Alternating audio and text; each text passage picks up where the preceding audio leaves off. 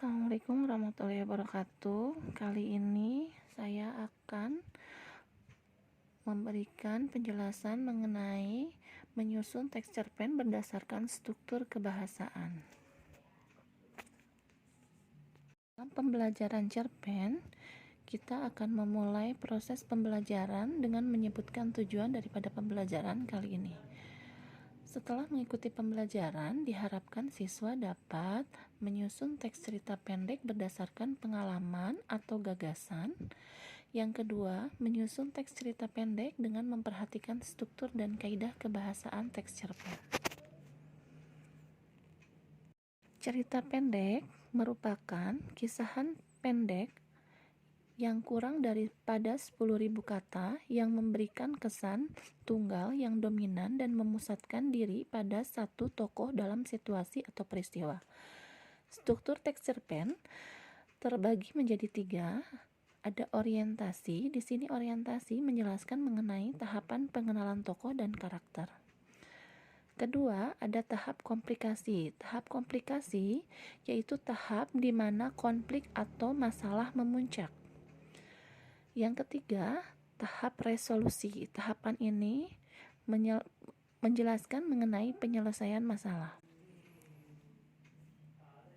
Kebahasaan dari teks cerpen yaitu yang pertama, menggunakan sudut pandang orang pertama, kata ganti aku dan saya.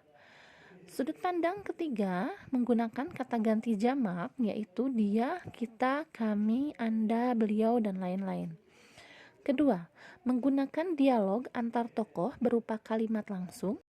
Ketiga, menggunakan kata benda khusus yang memiliki makna kuat.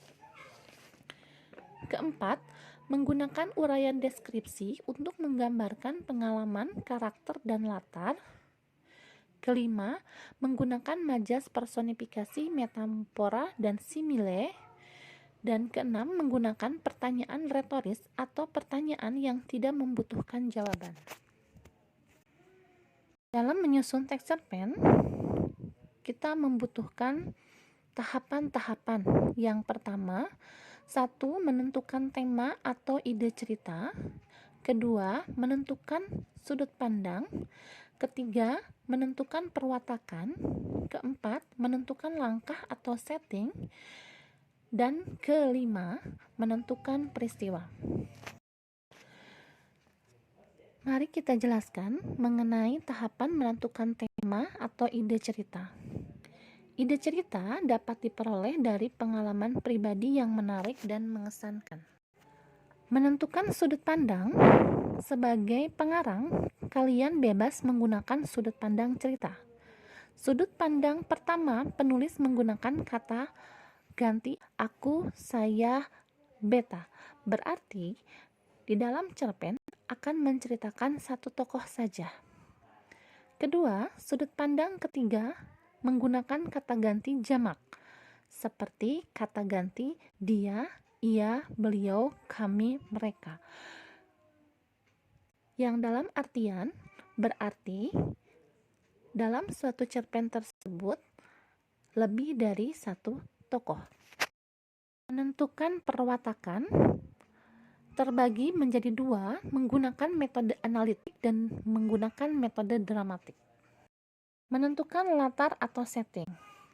Latar merupakan keterangan tempat, waktu, dan suasana. Tahapan terakhir, menyajikan peristiwa. Rangkaian peristiwa atau alur mempunyai hubungan sebab akibat.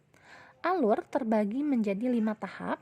Yang pertama, tahap penyituasian atau tahap pengenalan tokoh, latar, dan suasana. Kedua, tahap pemunculan konflik atau masalah. Ketiga, tahap peningkatan konflik. 4.